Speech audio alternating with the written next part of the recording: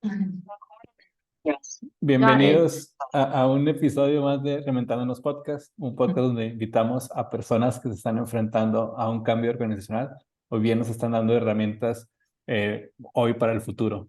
Pues el día de hoy nos acompaña desde Rumanía Diana Stafie. Ella es colega Foresighter, tiene un gran background, la vemos muy activa en redes en LinkedIn y es uno de los perfiles que nos gusta y que nos llama la atención. Y para todos los amantes del futuro, la estrategia de futuros, la perspectiva estratégica, pues les va a gustar muchísimo. Entonces, pues espero que le saquen mucho provecho y bueno, esto lo haremos en inglés, como ya tenemos muchos episodios en inglés. So, welcome to the show, Diana. Thank you, Luis. Thank you for having me, and thank you for the kind words as well. Thank you. Well, we are starting with a checking round as we like in this podcast.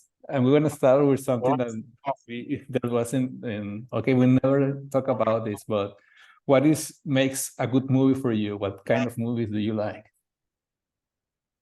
A movie. So I think it does depend on the day or on the mood, or maybe how tired I am, how much I want to add to my day or subtract, let's say. So for example, if I'm very tired, and if it was a very heavy day, I would prefer to watch one of those romantic, happy ending movies that you don't have to think that much, but you see a lot of nice things happening. What I've also noticed lately is that I like this format of short series that we find now on platforms.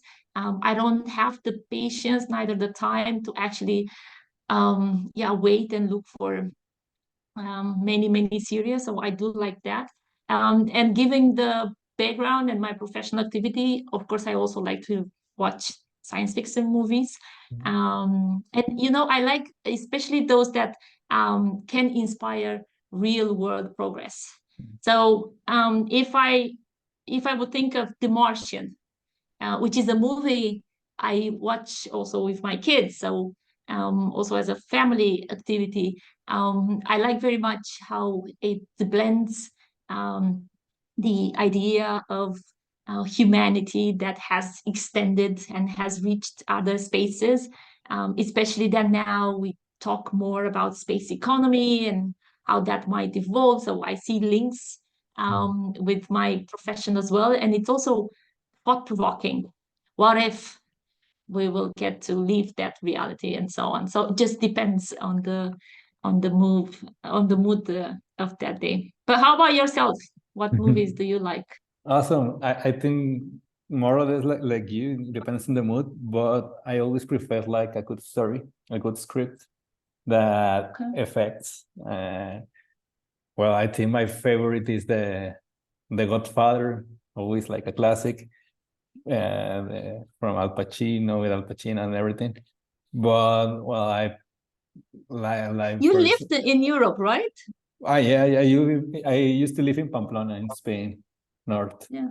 So well, everything that reminds me of Europe. For example, one of my favorites is Midnight in Paris from Woody Allen. And I love it because there's, these writers' moves and artists and remind us the Belle Epoque in Paris and everything. So it's pretty creative, pretty funny. It's a good one from Woody Allen. But then I have these movies like the Christopher Nolan, more recently Oppenheimer, Inception, all kind of good script and good effects. So I love that. But always a good comedy, as you said. Like, for example, in that mood, I a little bit tired, hard day, from disconnect. So I love it. And also the fact that you kind of know how it will end, and it's related to how we think, because we think linear. So for us, it's just easy we still think linear. We never know what will happen in the future. But even if technology is exponential, our minds still work in a very linear way, which means that it's easier for us to kind of grasp this, how a movie like that will roll. So we kind of I like the feeling that I know that let's say the main characters will remain together at the end. And there is a nice story around it, especially when, again, you hear a lot of bad news and gray realities and bad things happening all over the world.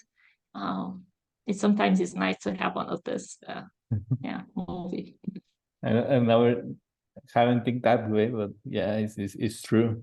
And I think all this second round will help, because also we're gonna talk about a little bit of the features and how we think and how we used to think and how we can think better and do a better strategy.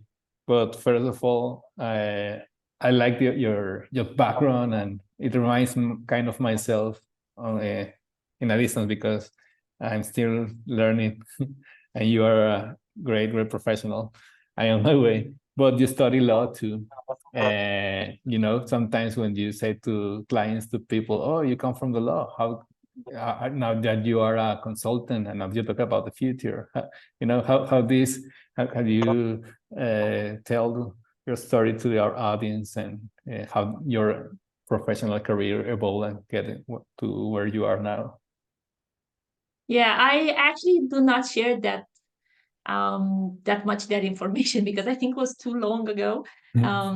So I focus more on my recent history. But indeed, I did study law in the same time with economics. Then I did a master in finance. Then I started an MBA. Then later on, I started this master that NATO has on security and diplomacy. Then I did a course at EA in Madrid on venture capital. So I try to gather as much, let's say, cross-disciplinary and general education and knowledge. Also depended on the time or the priorities that I had in my professional life at that time, or the projects that I was involved in. However, if I were to think of what I do now, and that is strategic foresight and this idea of what you're mentioning, also future literacy and future exploration, I do see the value of studying all that before, again, because it brings different perspectives. But I also do think that it's important that I got to educate myself in the field. So I went to the Institute for the Future, University of Houston in US. Then in Europe, we have the Copenhagen Institute for Future Study. So different type of mediums where I could enrich my toolbox, my practice, my mindset, or share experience with other peers as relates to strategic foresight and in general to future studies. So although I think that the foundation of, let's say, university and masters have been great, for me, it's very important, this idea that I keep myself relevant and up to date. And again, it's not about the diplomas. A lot of these institutions are also not very known in my country. So it doesn't really matter that you've done them or that you have that. But for me, is this intrinsic motivation that I kind of need to understand how I do this better, or I need to make sure that I remain relevant as a professional. Again, if I were to think of my journey, 12 years ago, I was working in the Netherlands as an expat in the multinational. And at that time, I didn't know anyone that was a foresight strategist. And now I have a consultancy, a practice around it, where I do projects in that field. So for me, this hindsight, this perspective comes with two main responsibilities. One, it makes me reflect of the things that I don't know about the future. I'm sure there are a lot of them. And secondly, it puts a responsibility of myself of trying to see how do I maintain myself relevant in the next 5-10 years time, especially that now things are moving even faster. And I think that if we do the same exercise with I don't know, a social media manager. Usually when I ask people in my groups at workshops, or when I give courses at school, they, at least in our geography, most of them say that they have met someone that had the profession of social media manager some 5-6 7 years ago. And then when they verbalize this, they realize, oh my God, so do you realize that a profession without now some of the companies that we know maybe wouldn't exist or wouldn't be at the level that they are now? It's a profession that most of us didn't know 5-7 years ago. So again, what are some other things that we don't know about the future, and how we make sure that we remain relevant and prepared? So I do think that one of the answers for all that is this constant education, and especially learning from other peers and sharing experiences in our field, but also with other relevant fields. That's awesome. This was the short. This was the short answer. Yeah, I mean, you give us a lot of background, and I completely agree that, you know, all the perspectives, and at the same time, I think that we can plan our career, but at the end also, you know, life is complex, and sometimes I now studying this, and I think if we can make a summary, you also remain curious, and you remain like this wheel of learning and learning, and I think that is a virtue, and that's great. You know, that's guarantee that we could always get better. We can always be open to new ideas, to new people, to new perspectives, and congrats, because I think that at the end is a discipline too. Yeah, because I cannot say for sure what we will be doing, the two of us, let's say in 5-10 years time. So are you sure that you will be in the same position or doing almost or similar work to now? I don't know. 12 years ago, I was doing way different stuff, and things are changing. If I look at my parents, they studied at university, they had a career, not necessarily the same, let's say, employer, but also at that time still the same employer, but kind of the same career throughout their entire life. And now what we are seeing is that we change a lot, and we expect that we will change even more. So I don't know what we will be doing next, but I do think, and I resonate with what you are saying, as long as we maintain ourselves connected to knowledge, to the young generation, to kind of relevant communities, I think that's very useful. Lovely. Well, getting into you know, the foresight, I love you where you share many things and great posts, and thanks for sharing on LinkedIn.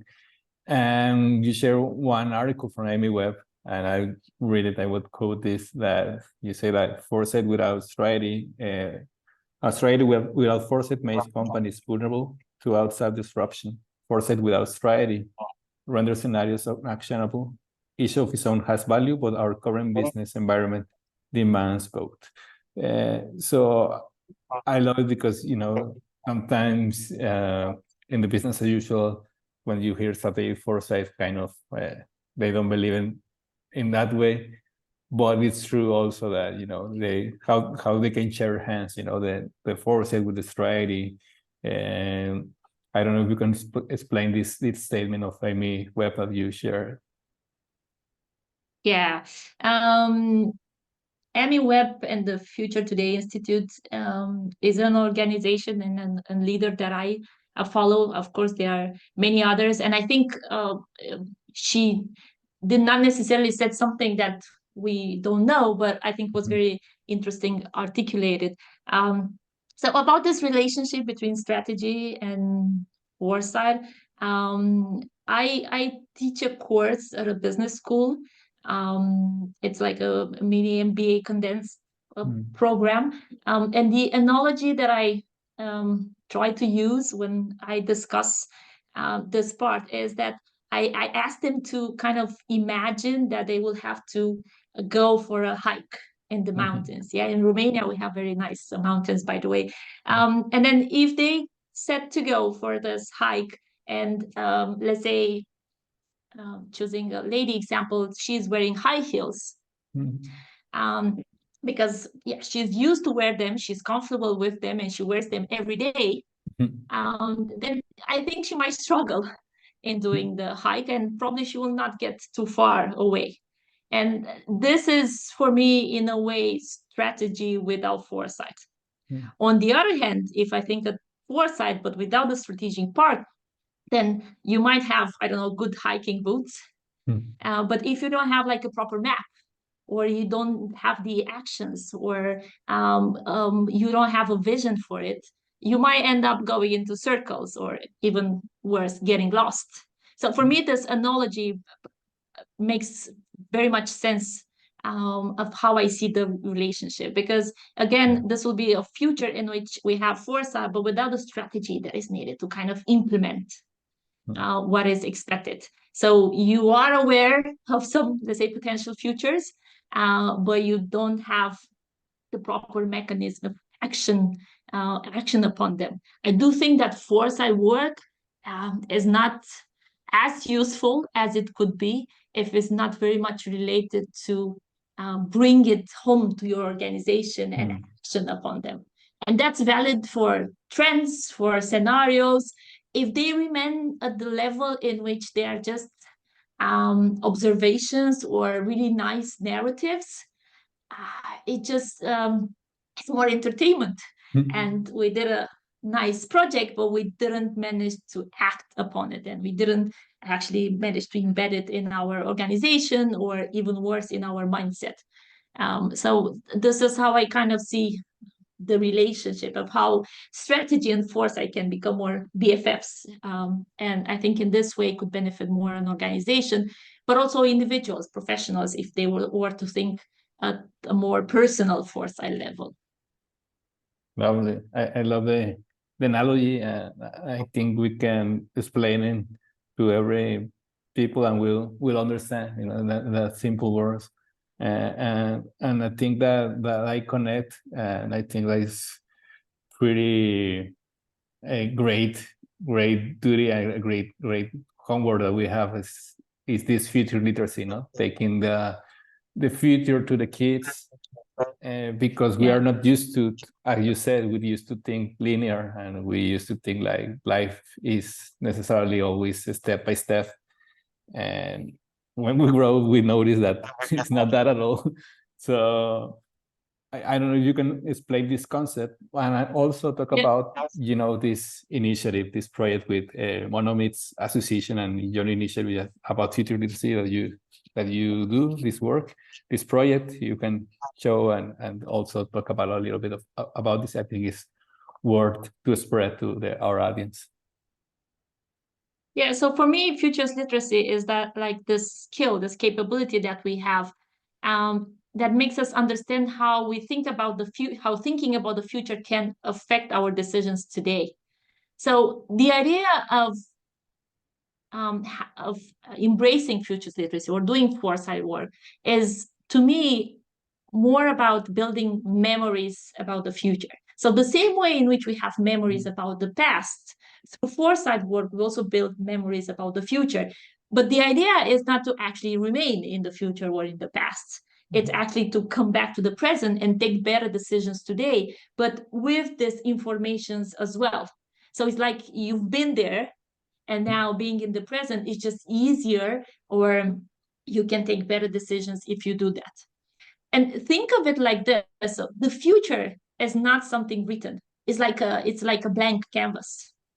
So because it's not written, it actually can become our source of imagination. So if we have this futures literacy, we can imagine various futures. Some that we like, some that maybe we don't like that much. But only by doing so, we can better act in the present, because we've been there. So we can say, okay, this type of future I like. I will try to do my best professionally or personal level or as an organization to kind of go as much as possible towards that direction. Maybe there is another future that I do not want to be in because I'm not relevant, or my business model does not make any sense. So I will try to do today as many things as possible in order not to get there, like reverse engineering. Or maybe there is a future that everything is transforming. So again, what triggered that transformation? Let's come back to the present and start monitoring those type of things. I do not know exactly how the future will be of any industry or domain that we work on. But we do see that things are changing. Yeah, technology, social changes, how we act, how we do some things, the relationship between us. We as people, we don't really like this change, but we also can't prevent it. The same way in which we can't predict exactly how the future will look like. However, having futures literacy or kind of having the mindset and tools around exploring the future might help us in not just staying and observing the future happening or just being on the sidelines, but it might help us in, getting into the field and writing a piece of that blank canvas that I said the future is, and having the agency and the belief that we can write a part of our future. And I think that's also very important. I do see a lot of some people that are going more into this fatalism, and I don't know how the future is going to look out, or of course there is a lot of anxiety and so on. And I do think that, again, without having the pressure that we will know exactly for what to prepare, but more towards kind of anticipating and building these anticipatory capabilities, thinking in alternatives, some good, some bad, some gray ones in between, and then start taking each of them and try to kind of see, how do I remain relevant here? Again, personal level or as an organization. What do I need to do? What should I be paying attention to? What should I stop doing? And so on. So again, it's very much about building memories about the future, not predictions, more anticipation, kind of looking what is changing now and what will be the implications and how can I be prepared. I think it's just easier. It comes easier for us, coming back to the movie discussion we had. It just comes easier for us to kind of think of tomorrow like an extrapolation of today. But the reality is that a lot of the times we see a lot of disruptions and we see many changes, and the next years can be completely different than today. So if we think in alternatives, and we build some scenarios, and it doesn't have to be a complex project if the need or the resources or the context does not require.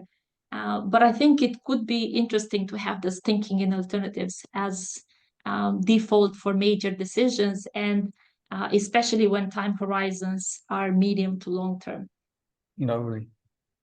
I have never heard. Luis, I think I want to mention as a resource for people, UNESCO has done, and it's one of the organizations, but they have done a lot of work around futures literacy, and there are materials that are available, and toolkits and podcasts and other things on futures literacy as well. I think it's worthwhile.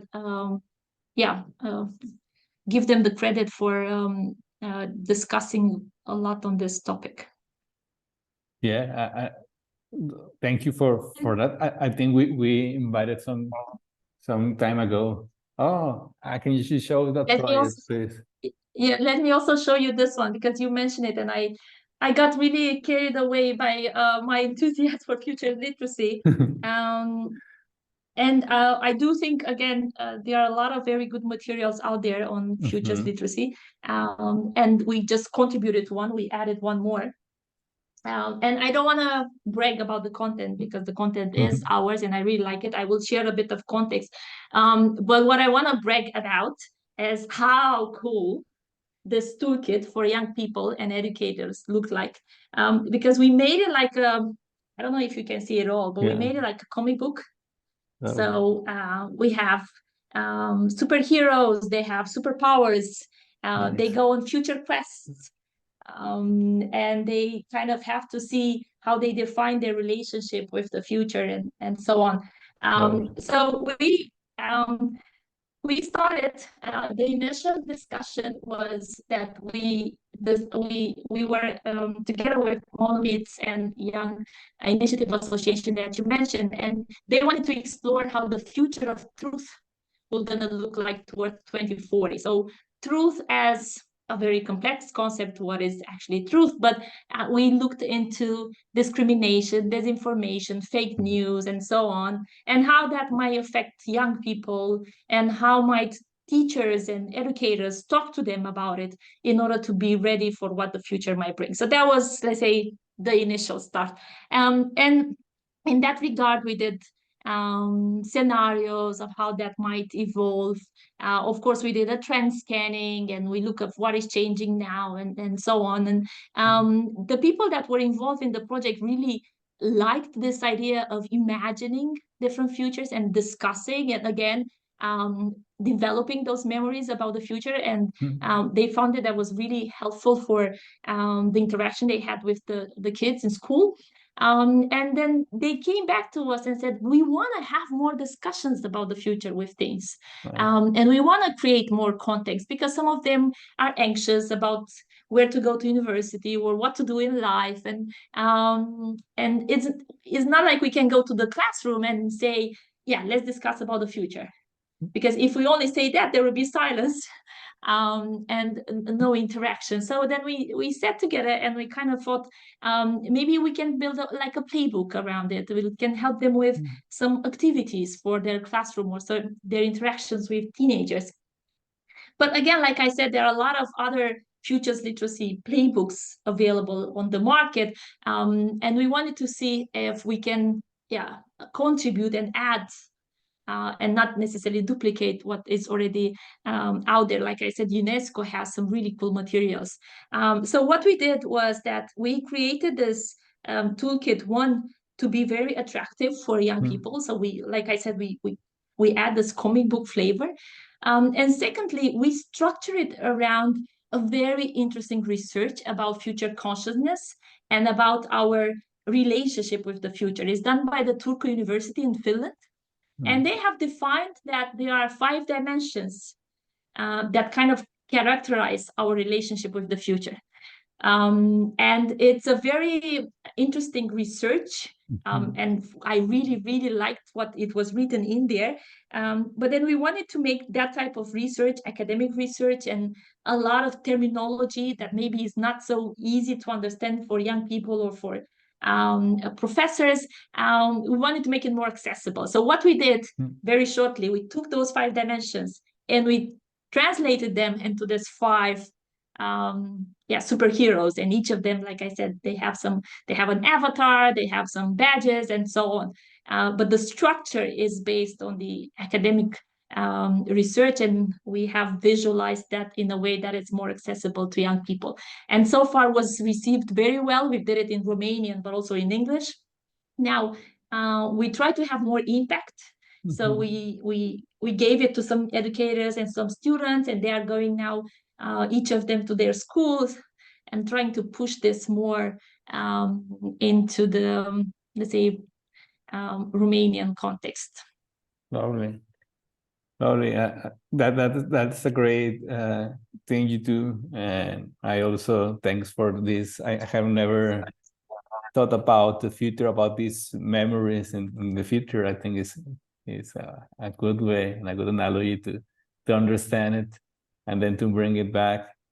And well, another topic I wanna know. Okay, you do future literacy with the kids, but I think there's another area that is also many things to do, like the MBA. You participate also in MBA, this we are sometimes MBAs are in the more classic way, more business, more linear, and how you think that with this openness that you can give a course or part of it in this MBA, do some introduction to Strategic Foresight.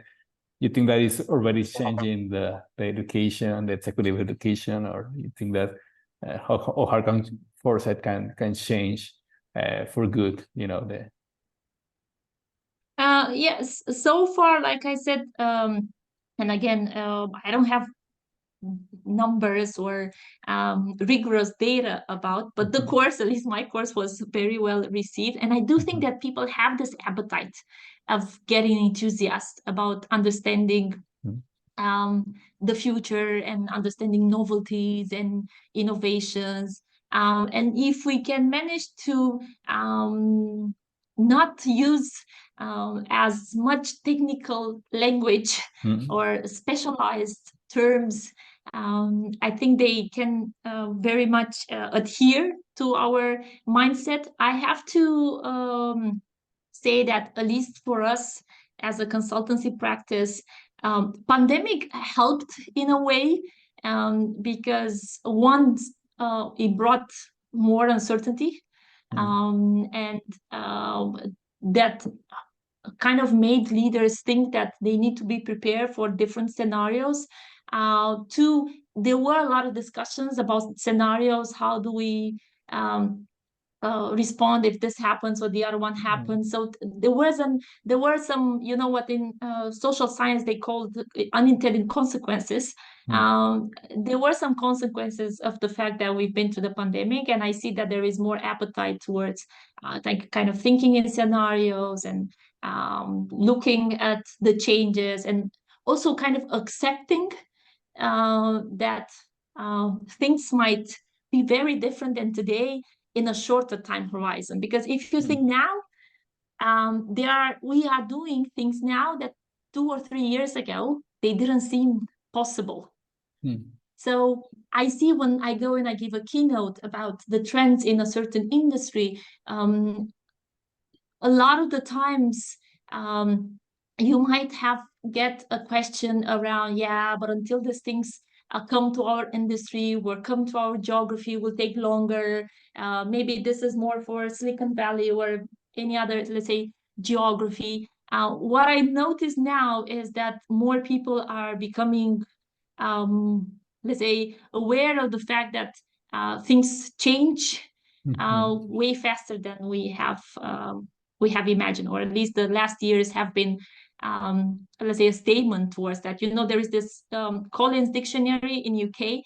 They give a word for how people feel every year, or the society. And for last year, I think it was, or 2022, it was perma-crisis. So the fact that we have been through so many crises, from COVID to war and so on. So again, this thing that we have been through these situations, I think it make them more aware of the benefits, of the relevance to kind of explore the future and do scenarios. And in at least the organizations that we work here, they also did scenarios before. But a lot of the times, maybe they were just worst case, best case scenario.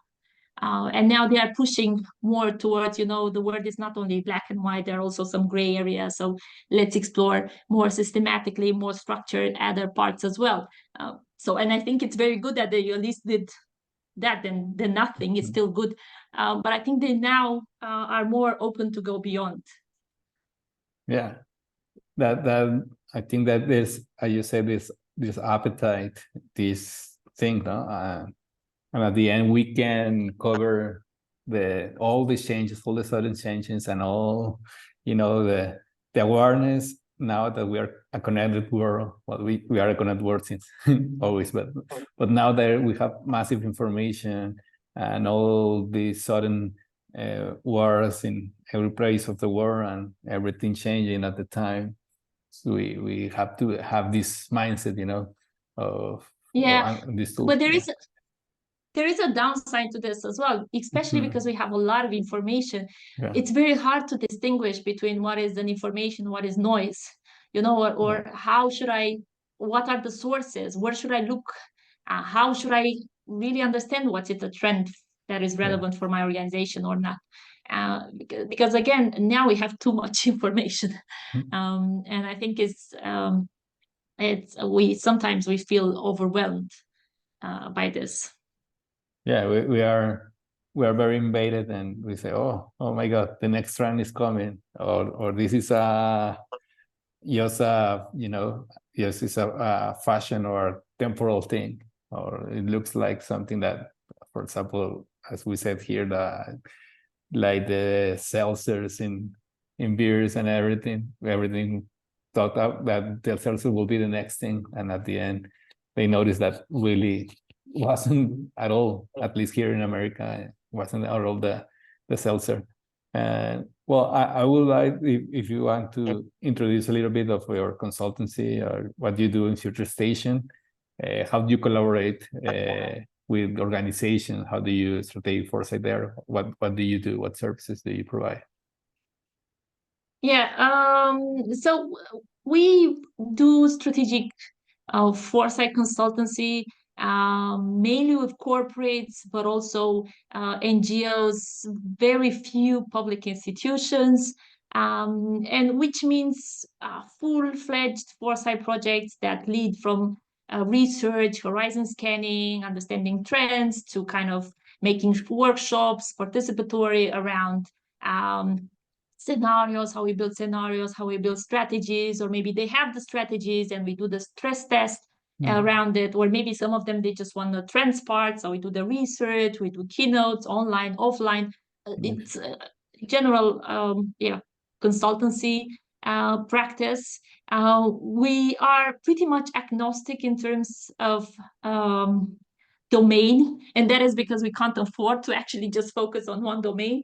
So it could be that we do, thinking of the last period of time, project around future of investment with an investment fund. We took it from research, horizon scanning, again, participatory, because I don't know the investment world, but we know the foresight project, we know the research, and we bring them signals, we bring them relevant advisors in order to them to see how they should be positioning in the future. Where we did, we look into AI.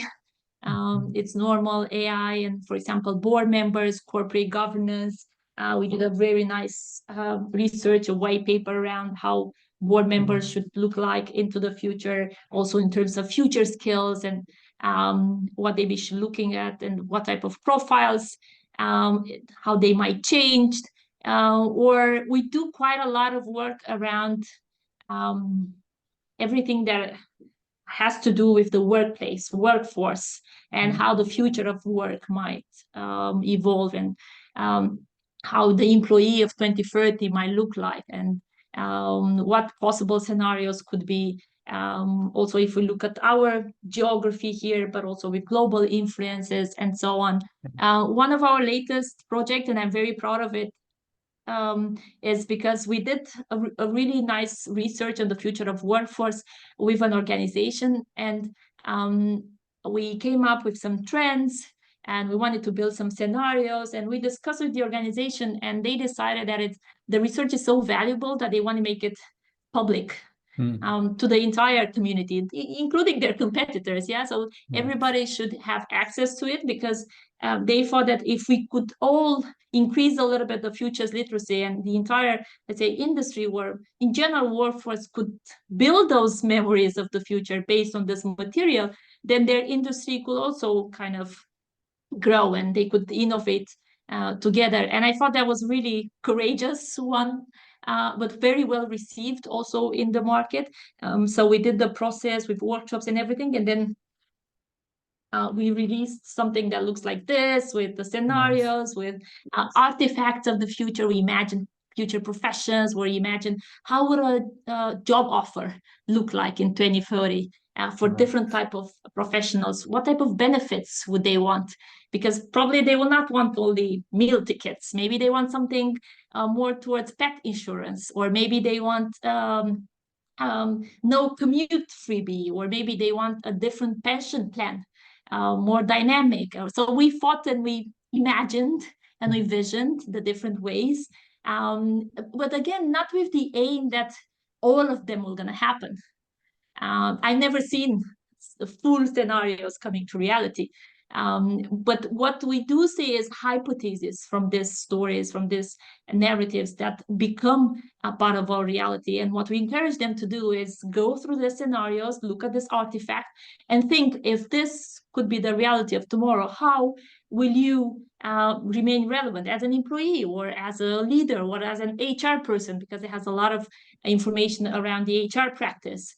So again, it's more about anticipation and future preparedness, not about fully being 100% sure on how the future might look like. Maybe I'm a bit biased, but I do hear some voices in the media that they're, saying, we know for sure how the 2040 autumn will gonna look like. Or I don't know if it's happening in Mexico as well, or we know for sure that people will want to come back to the office, or they will not want.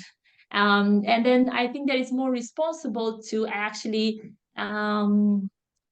develop also alternatives in which maybe you don't believe now, or which might seem a bit counterintuitive than what is happening now. Because in this way, you can build those relevant memories about the future, and you can be a step ahead and be more prepared than being caught by surprise.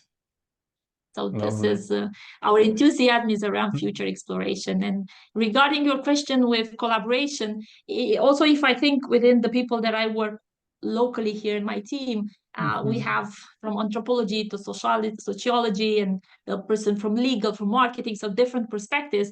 But I do see a lot of value in bringing in my projects, when the time, the budget, the context allows, also other foresight professionals, because maybe they have done a really relevant research on a certain topic, or because maybe they have experience with a certain type of institution. So now, for example, we have 2 projects that are ongoing, and I will be bringing in each of them 2 well-known foresight professionals, better known than myself on, let's say, a global scale. Not so known in Romania, but I do think that their perspectives, and considering their project that I have been involved recently, can benefit both myself, but also especially my client. So I think this is reciprocity is one of my values. So I do think that this is a nice way to build and kind of make future work. That's lovely. That's lovely. And I think it's this world of strategic foresight opens the possibilities, even for us, even in every research we do, everything we notice about, because obviously we don't know anything, but the thing of opening the future for many people, to build it, to try to, imagine or explore that exercise is so valuable. And I think it also, I tend to be more optimistic about the future than pessimistic about it, and see possibilities and how everything connects and how can we, change for good. And well, I think we used to do we have many topics to explore. I think probably we can do another episode some later, but we love to do this like checkout question, because it's the image of the future that we have. An image. Yeah. What do you what is your best case scenario? What do you imagine? What is your preferred future? What do you think? What would you like to happen? Can I link it to Romania? Yeah. I think it can be valid anyway, but so I very much sustain the mission of this organization called Teach the Future, Peter Bishop. We also have a hub in Romania, and we do a lot of, like I said, with NGOs, a lot of work around futures literacy. And my vision of the future will be having futures literacy kind of embedded in education at different levels. Because I do think that this could increase our long-term thinking and also our agency beliefs, and could empower all of us to write a piece, maybe not the entire canvas, but a piece of what the future is. For me, the future is very powerful. And I think it's like a currency. A lot of people want it. And I think it's our decision to choose who will gonna write that future for us. And if we manage to empower more people to kind of write a piece of it, if that means even smaller things like planning ahead, or like going to the vote, or just kind of feel less anxious about what the future will bring. I think that kind of defines my vision, or my preferred vision for Romania. We do have some statistics, not very recent, but hopefully we will update those. There are a lot of people in Romania that believe that the future is in the hands of God or in the hands of our political leaders. I think around almost 70% of the study that was done. And what I really like to do is to decrease that percentage and to have more people that think that they have the future in their own hands, and they can do that. And of course, we do small steps. And then there are also other organizations that are doing other stuff, but things like the toolkit, or things like the Teach the Future Hub, or things like I have a series on LinkedIn around talking futures, where I introduce lexicon, or I don't know, words from tomorrow. Just all the small things might contribute to our relationship that we define with the future. So this is my image, should have this elements, and I think would be, if a little bit we increase our long-term thinking and we do see more projects of continuity in our country, I think that will be very beneficial. Yeah, I also agree on it. We have a lot to do. We will keep seeing your work. Thanks for it and for sharing. Well, we have probably another conversation to come with you, and well, I We do really it in enjoyed Spanish next time. Yeah. For me, no problem. And I think I have more neutral accent in Spanish, so I think it's very understandable to everyone if you speak a little bit of Spanish. Yeah, yes. I try to make it practice. Easy. Yeah, I will practice till next time. Okay. yeah, of course. If you come to Mexico, or if we see in Spain, so it will be nice to practice Spanish. Very good. If any of your listeners come around here, or they have any questions about the future, they can write me on LinkedIn, and I'm just refer to Luis, and I will be more than happy to answer or to help with any type of information. Thank you. We want to put your bio, and you can find it in the links, and also where we can find you, so they can be in touch with you. So thank you so much for this time. Thanks you for the episode, and we'll hope to see you again soon.